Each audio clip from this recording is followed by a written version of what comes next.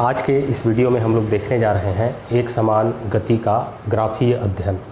इससे पहले वाले वीडियो में हमने एक समान गति के समीकरणों की स्थापना की थी और उन्हीं समीकरणों को आज हम लोग ग्राफ के माध्यम से अध्ययन करेंगे। तो इसमें दो तरह के ग्राफ होते हैं। सबसे पहला है वेग समय ग्राफ। हम एक अक्ष में वेग को लेते हैं, ये एक अक्ष है, एक अक्ष में समय को लेते हैं t को, और y अक्ष में हम लेंगे वेग को। और हम जानते हैं कि एक समान गति में वस्तु का जो वेग रहता है वो नियत बना रहता है। तो इसलिए यदि हम समय के सापेक्ष, यहाँ समय को हम यहाँ से एक अक्ष में सेकेंड्स में लेंगे और यहाँ पर वेग को हमको लेना है। तो मान लीजिए वेग का कोई भी मान है, 3 मीटर पर सेकेंड, 4 मीटर पर सेकेंड, 10 मीटर पर सेकेंड, जो भी है।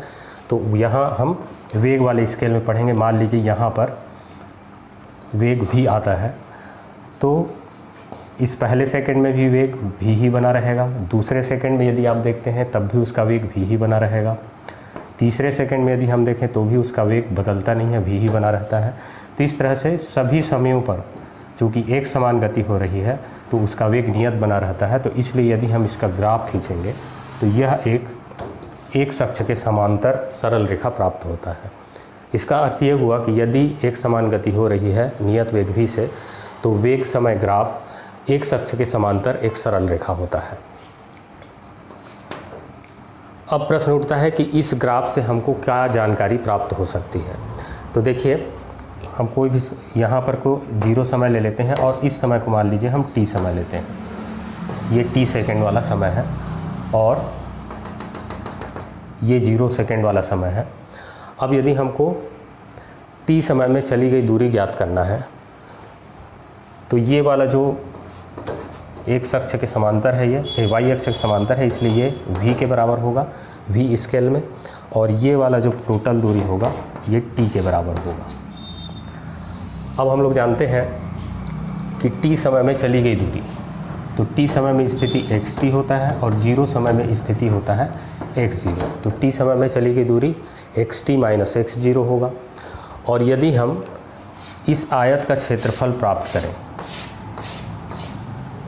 तो आप देख सकते हैं ये आयत की जो ऊंचाई है वेग अक्ष में v के बराबर है और ये समय अक्ष में t के बराबर है, और इन दोनों का यदि हम लोग गुणा करें तो ये vt के बराबर प्राप्त होता है, जो कि यहाँ t समय में चली गई दूरी के बराबर है।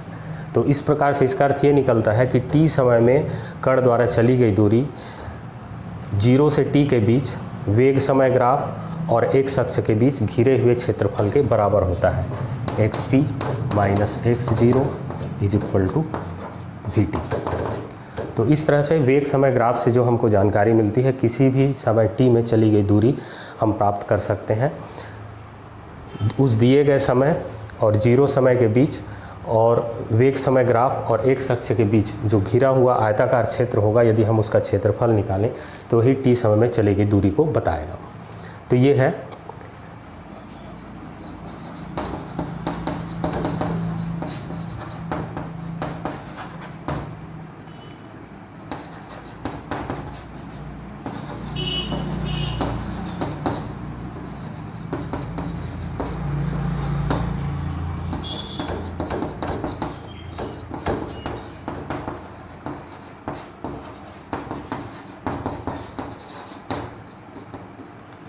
वेग समय ग्राफ और एक अक्ष के मध्य 0 से t समय के बीच घिरा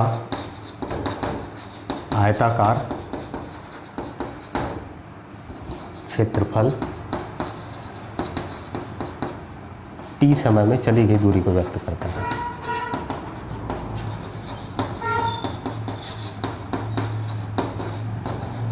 दूरी के बराबर होता है।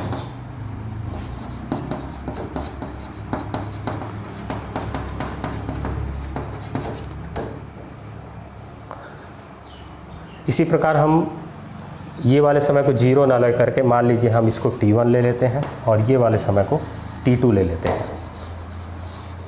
तो जिस प्रकार हम यहाँ 0 से t समय में चली गई दूरी निकाले थे, तो हम t1 से t2 के बीच चली गई दूरी को भी इसी तरह से ज्ञात कर सकते हैं।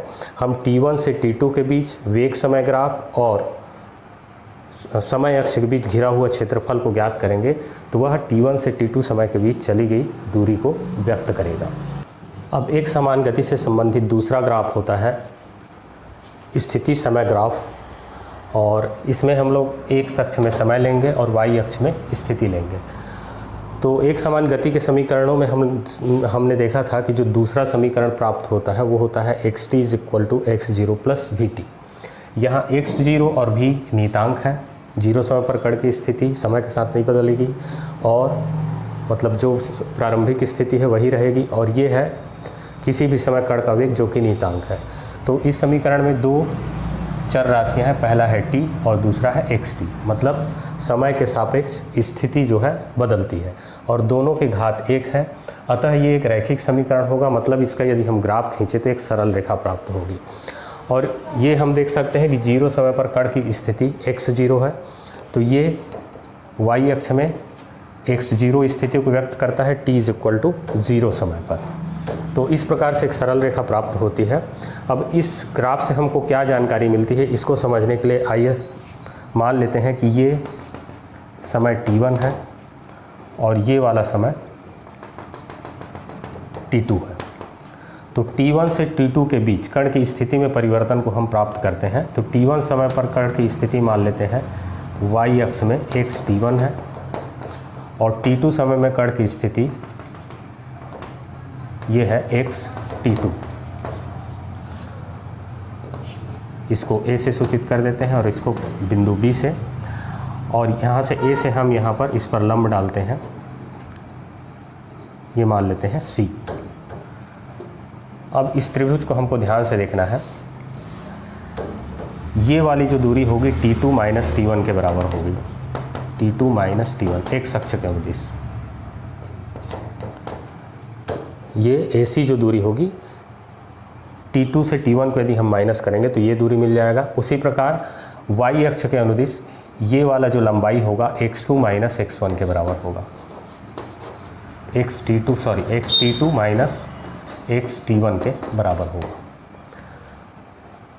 अब यहाँ पर मान लेते हैं एक अक्ष के साथ जो ग्राफ कोण बनाता है वो थीटा है, तो ये कोण भी थीटा होगा। अब इस त्रिभुज ABC में एक समकोण त्रिभुज है, ये वाला कोण समकोण है, तो समकोण त्रिभुज ABC में हम यदि टेंजेंट थीटा निकालें, टेंजेंट थीटा, तो ये वाला है कर्ण, और टेन थीटा बराबर होता है लंब और बटे आधार।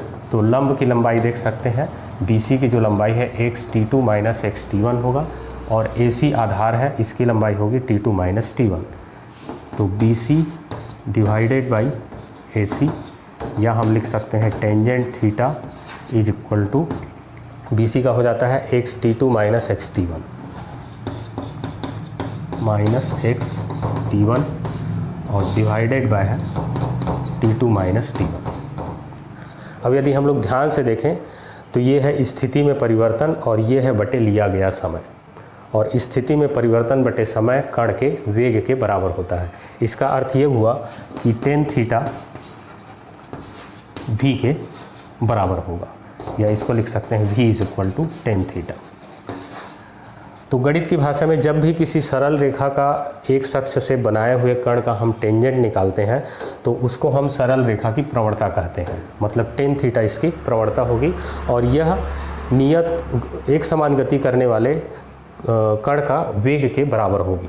मतलब यदि कोई कण एक समान गति कर रहा है और उसका स्थिति समय ग्राफ एक अक्ष से थीटा कोण बना रहा है, तो उसका टेंजेंट या उसकी प्रवणता कण के वेग के बराबर होगी। तो इस तरह से इस ग्राफ से हमको जो जानकारी मिलती है वो है कि यदि हम इसका एक अक्ष से झुकाव जानते हैं और यदि उसका टेंजेंट निकालें तो हमें उस कण का वेग प्राप्त हो जाएगा जो कि एक समान गति कर रहा है।